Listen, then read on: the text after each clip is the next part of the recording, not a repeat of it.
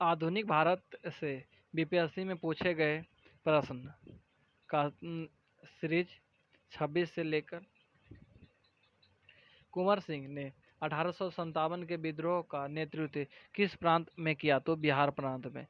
बिहार में 1857 के विद्रोह का नेतृत्व आरा की विशाल रियासत के वृद्ध राजपूत जमींदार कुंवर सिंह ने किया। पटना के समीप दानापुर, छोटा नागपुर, रांची, पलामू आदि सहित बिहार के कई भागों में फैल गया। कुंवर सिंह ने लंबे समय तक बहादुरी और उत्साहपूर्वक अंग्रेजों से संघर्ष किया और लगभग 10 माह लंबी सफल लड़ाइयों के बाद युद्ध में पर्याप्त घावों के कारण 26 अप्रैल 1858 को शहीद हुए।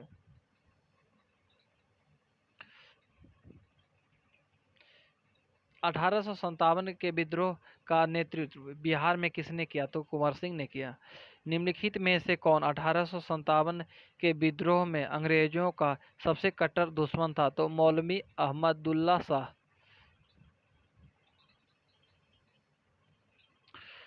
मौलवी अहमदुल्ला शाह ने फैजाबाद के विद्रोह को अपना नेतृत्व प्रदान किया। ये अंग्रेजों के सबसे कट्टर दुश्मन थे। वह मूलतः तमिलनाडु के अर्काट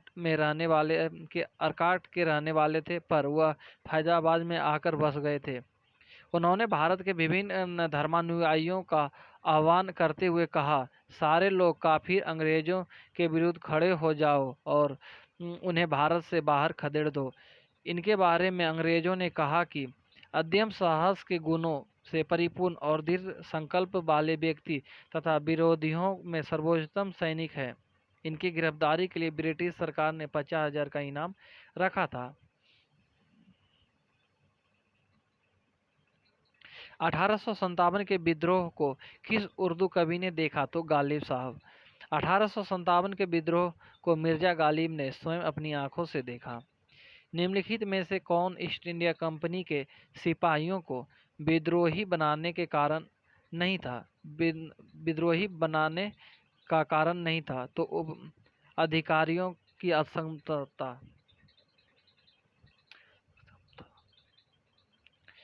अंग्रेज अधिकारियों की अक्षमता ईस्ट इंडिया कंपनी के सिपाहियों को विद्रोही बनने का कारण नहीं था।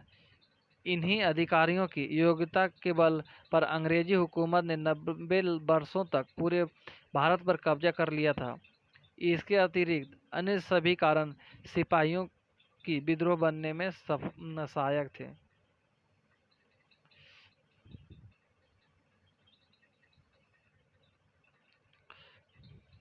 निम्नलिखित वर्गों में से किसने 1857 के विद्रोह में भाग नहीं लिया? तो साहूकर और जमींदार, इन दोनों ने भाग नहीं लिया।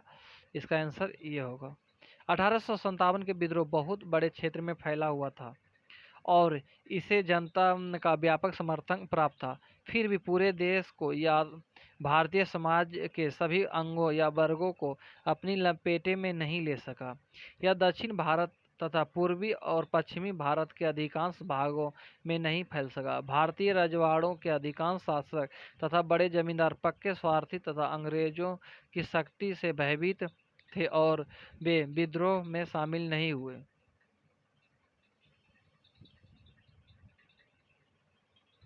इसके विपरीत ग्वालियर के सिंधिया, इंदौर के होलकर, हैदराबाद के निजाम, जोधपुर के राजा, भोपाल के नवाब, पटियाला, नाभा और जिंद के सिख शासक तथा पंजाब के दूसरे सिख सरदार, कश्मीर के महाराजा तथा दूसरे अनेक सरदारों और बड़े जमींदारों ने विद्रोह को कुचलने में अंग्रेजों की सक्रियता सहायता की।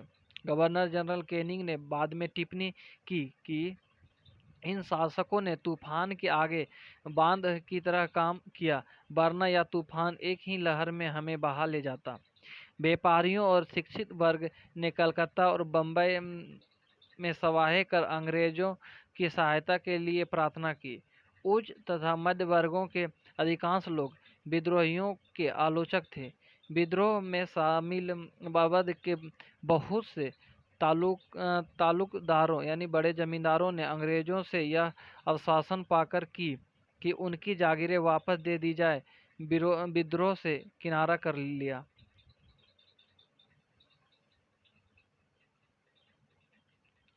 ग्रामीण जनता ने हमलों का निशाना सूदखोर थे, इसलिए वे स्वाभाविक तौर पर विद्रोह के शत्रु हो गए थे। आधुनिक शिक्षा प्राप्त भारतीय ने भी विद्रोह का साथ नहीं दिया। शिक्षित भारतीय देश का पिछड़ापन समाप्त करना चाहते थे। उनके मन में यह गलत विश्वास भरा था कि अंग्रेजों आधुनिकीकरण के ये काम पूरा करने के लिए सहायक करेंगे।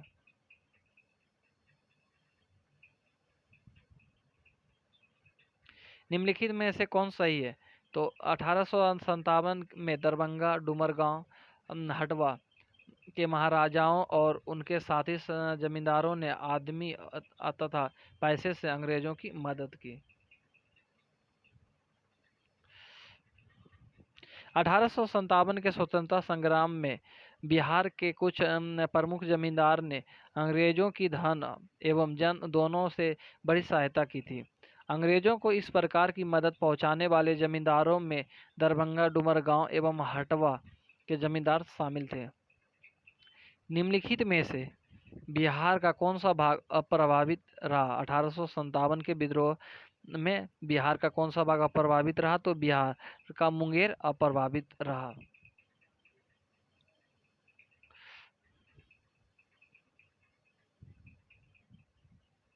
1857 के विद्रोह के दौरान बिहार में आरा, दानापुर, पटना, मुजफ्फरपुर तथा शाहाबाद विद्रोह का प्रमुख केंद्र था। पटना में पीर अली ने विद्रोहियों का नेतृत्व किया। ग्रामीण जनता के बीच अंग्रेजी हुकूमत के विरुद्ध जो विद्रोही काम कर रहे थे, उन्हें विद्रोही सिपाही का समर्थन मिला। 1857 का विद्रोह लखनऊ में किसके नेतृत्व में आगे बढ़ा? तो बेगम ऑफ अवध के बेगम से।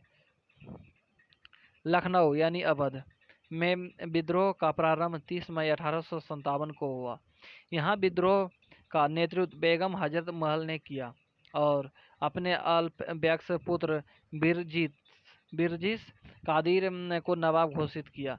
मार्च 1858 में कैंपबेल ने यहाँ के विद्रोह को समाप्त कर लखनऊ पर पुनः कब्जा कर लिया, जबकि बेगम हजरत महल ने आत्मसमर्पण करने से इनकार कर दिया और नेपाल चली गई। 1857 के विद्रोह मुख्यतः किस कारण से असफल हुआ? तो किसी सामान्य योजना और केंद्रीय संगठन की कमी से।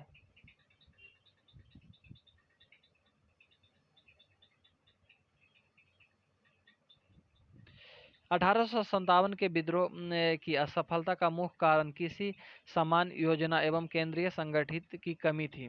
विद्रोहियों ने नेताओं में कोई संगठन की भावना देखने में नहीं आई। 82 वर्षीय बहादुर शाह जफर कमजोर था। उसके द्वारा विभिन्न सरदारों का आह्वान करना काफी नहीं था।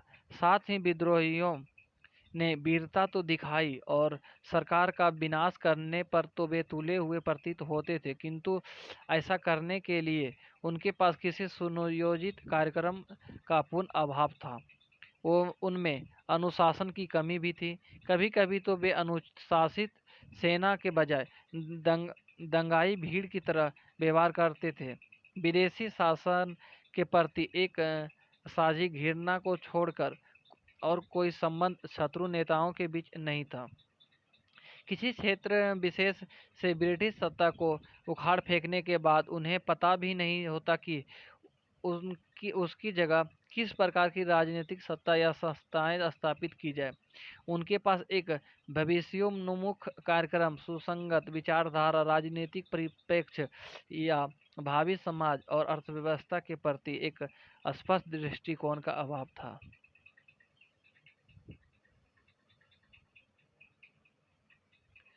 निम्नलिखित कथन को 1857 के प्रथम स्वतंत्रता संग्राम ब्रिटिश सरकार से स्वतंत्रता प्राप्त करने में असफल रहा। कारण का बहादुर शाह जफर के नेतृत्व को जन सहयोग नहीं मिला था और अधिकांश महत्वपूर्ण रियासतों के शासक उनका साथ देने से कतरा गए। ये दोनों सही है और AR का स्पष्टीकरण भी मिलता है।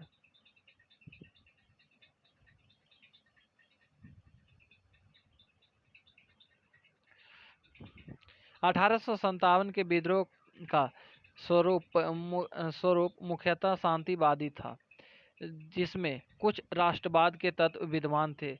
अवध तथा रुहेलखंड के तथा अन्य उत्तरी भारत के सामंतवादी तत्वों ने विद्रोह का नेतृत्व किया और दूसरी ओर अन्य सामंतवादी तत्वों यथा पटियाला, जींद, ग्वालियर व हैदराबाद के राजाओं ने इस विद्रोह का दमन करने में सहायता की। संकट के समय कैनिंग ने कहा, यदि सिंधिया भी विद्रोह में शामिल हो जाए तो मुझे कल ही बिस्तर गोल करना होगा। महारानी विक्टोरिया ने भारतीय प्रशासन को ब्रिटिश ताज के नियंत्रण में लेने की घोषणा कब की? तो 1 नवंबर 1858 ईस्वी को। 1857 के क्रांति दमन के पश्चात 1 नवंबर 1858 को महारानी विक्टोरिया ने भारतीय प्रशासन को ब्रिटिश ताज के नियंत्रण में लेने की घोषणा की। इस घोषणा के बाद भारत में कंपनी के शासन को समाप्त कर भारत में सीधे ब्रिटिश क्राउन के अधीन कर दिया गया। एक भारत मंत्री या सचिव तथा 15 सदस्यों वाले इंडियन काउंसिल की स्थापना की गई। तत्कालीन गवर्नर जनरल लॉर्ड कैनिंग को ही भारत का प्रथम वायसराय बनाया गया। 1857 के विद्रोह के बाद ब्रिटिश सरकार ने सिपाहियों का इन प्रांतों से चयन किया, तो गोरखा, सिख, पंजाबी उत्तर प्रांत से।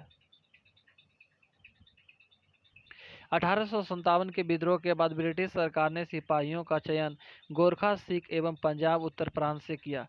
1857 के विद्रोह को भड़काने में उत्तर प्रदेश एवं बिहार सैनिक महत्वपूर्ण भूमिका निभाई थी, इसलिए ब्रिटिश सरकार ने इन्हें संदेह की दृष्टि से देखती थी। विद्रोह के समय बंगाल सेना के 60% सैनिक अवध तथा उत्तरी पश्चिमी यानी यूपी प्रांत के थे। विद्रोह के लिए भारतीय सेना उत्तरदायी थी। इसी कारण 1 नवंबर 1858 को महारानी विक्टोरिया के घोषणा पत्र के अंतर्गत सेना का पुनर्गठन किया गया, जो विभाजन और प्रतिलोभन की नीति पर आधारित था।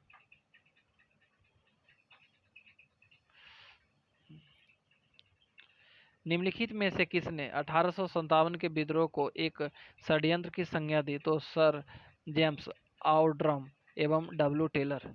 सर जेम्स आउड्रम और डब्ल्यू टेलर ने 1857 के विद्रोह को हिंदू मुस्लिम षड्यंत्र का परिणाम बताया। आउड्रम का विचार था कि मुस्लिम षड्यंत्र था जिसमें हिंदू से कायतों का लाभ उठाया।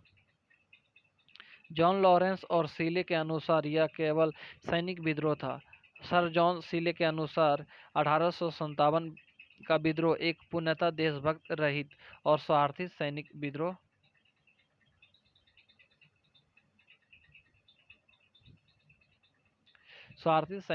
था, जिनमें न कोई अस्थायी नेतृत्व ही था और न ही इसे सर्वसाधारण का समर्थन प्राप्त था।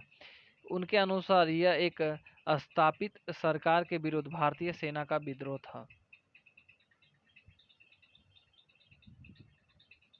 निम्नलिखित में से कौन सा आयोग 1857 के विद्रोह दमन के बाद भारतीय फौज के नव संगठन से संबंधित है? तो पील आयोग। 1857 के विद्रोह के दमन के बाद ब्रिटिश सरकार ने भारतीय फौज के नव गठन के लिए पील आयोग का गठन किया, जिसने सेना के रेजिमेंटों को जाति, समुदाय और धर्म के आधार पर विभाजित किया। यूरोपीय सैनिक की संख्या जो 1857 के पूर्व 45,000 अब 65,000 कर दी गई।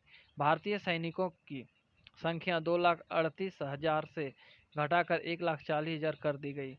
बंगाल में यूरोपीय सैनिक का भारतीय सैनिक के अनुपात 1:2 रखा गया, जबकि मद्रास तथा बम्बई के अनुपात 1:3 के अनुपात में रखा गया।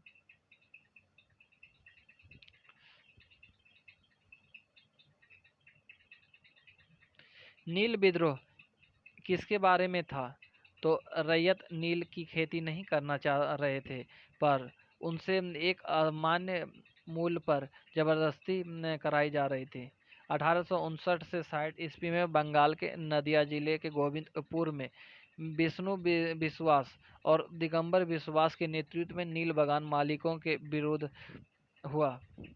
यह आंदोलन नील विद्रोह के नाम से जाना जाता है। विद्रोह का मूल कारण ददनी प्रथा थी, जिसमें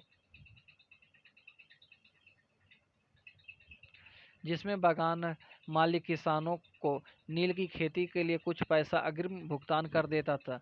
इस भुगतान के बदले किसान नील उगाने तथा उपज उसी बागान के मालिक पूर्व निर्धारित दर पर नील बेचने के लिए बाध्य हो जाता था। इस प्रकार की बेगार कृषि विरुद्ध किसानों का विद्रोह नील विद्रोह था। इस पर दीनबंधु मित्र ने नील दर्पण नामक नाटक लिखा है।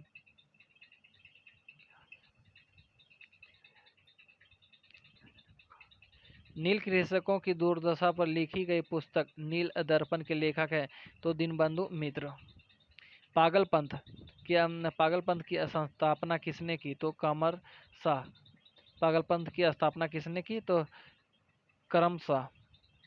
पागलपंथ एक अर्धसैनिक संप्रदाय था जिसे उत्तरी बंगाल के करम शाह ने चलाया था। करम शाह का पुत्र तथा उत्तराधिकारी टीपू धार्मिक तथा राजनीतिक उद्देश्य से प्रेरित था। उसने जमींदारों के द्वारा मुजारों पर किए गए अत्याचारों के विरुद्ध आंदोलन किया। 1825 ईस्वी में टीपू ने शेरपुर पर अधिकार कर लिया तथा राजा बन बैठा। वह इतना शक्तिशाली हो गया कि स्वतंत्र सत्ता का प्रयोग करने लगा और प्रशासन के चलाने के लिए उसने एक न्यायाधीश, एक मजिस्ट्रेट और एक कलेक्टर की नियुक्ति किया।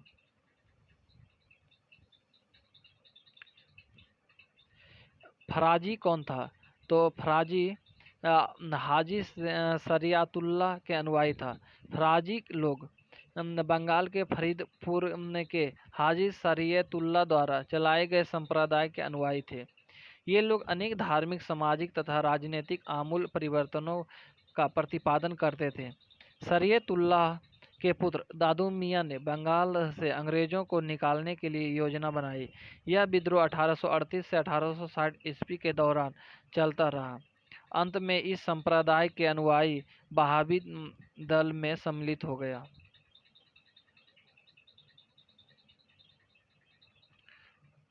फेराजी आंदोलन की शुरुआत किसने की तो हाजी शरियातुल्लाह।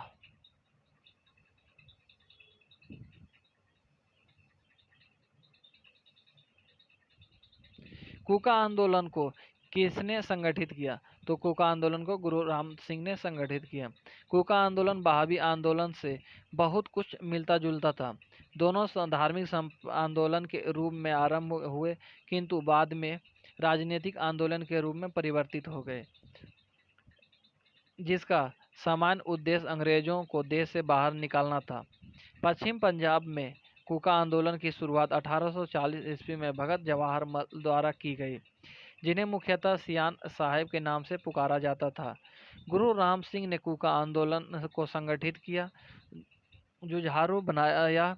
इसका उद्देश्य सिख धर्म में प्रचलित बुराइयों और अंधविश्वासों को दूर कर इस धर्म को शुद्ध करना था। 1872 ईस्वी में इस आंदोलन का एक नेता राम सिंह को रंगून निर्वासित कर दिया गया, जहां इनकी 1885 ईस्वी में मृत्यु हो गई।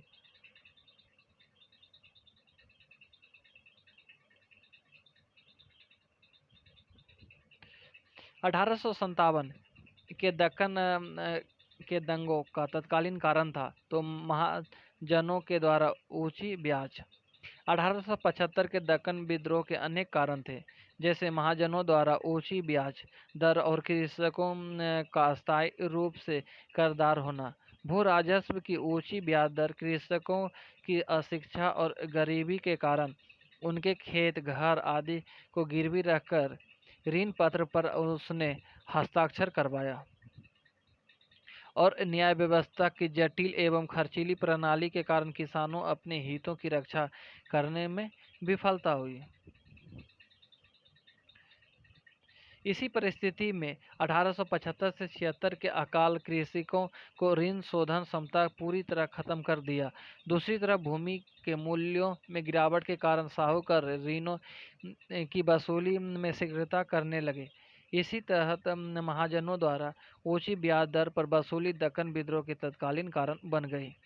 महाराष्ट्र में रामोसी कृषक जत्था किसने स्थापित की तो वासुदेव बलवंत फड़के ने। रामोसी कृषक जत्था किसने स्थापित की तो वासुदेव बलवंत फाड़के ने।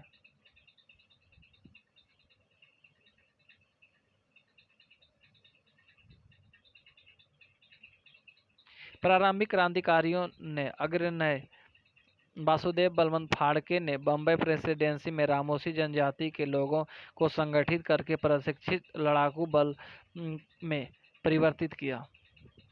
इन्हें काला पानी की सजा दी गई। 1883 ईस्वी में आमरण अनशन से इनकी मृत्यु हो गई। रामोसी विद्रोह सही रूप से किस भौगोलिक इलाके में हुआ? तो पश्चिमी घाट में। पश्चिमी घाट में रहने वाले रामोसी जनजाति के लोग 1822 ईस्वी में अपने नेता सरदार चित्तूर सिंह के नेतृत्व में रामोसी विद्रोह किया। रामोसी ने सतारा के आसपास के क्षेत्रों को लूटा और किलों पर भी आक्रमण कर दिया। 1825 से 26 में भयंकर अकाल और अन्य भाव के कारण इन्होंने उमाजी के नेतृत्व में पुनः विद्रोह किया। बाघेरा विद्रोह कहाँ हुआ? तो बड़ौदा में। बाघेरा विद्रोह 1818 ईस्वी में अंग्रेज सरकार के विरुद्ध किया गया। बाघेरा विद्रोह बड़ौदा में हुआ। बड़ौदा के गायकवाड़ों ने अंग्रेजी सेना की सहायता से बाघेरों से अधिक कर एकत्र करने का प्रयत्न किया, जिसके परिणाम स्वरूप बाघेरा सरदारों ने विद्रोह कर दिया। 1818 से 1819 के मध्य अंग्रेजी प्रदेश पर भी आक्रमण किया। यह विद्रोह 1820 ईस्वी के आसपास समाप्त हो गया। और इसके बाद नेक्स्ट वीडियो में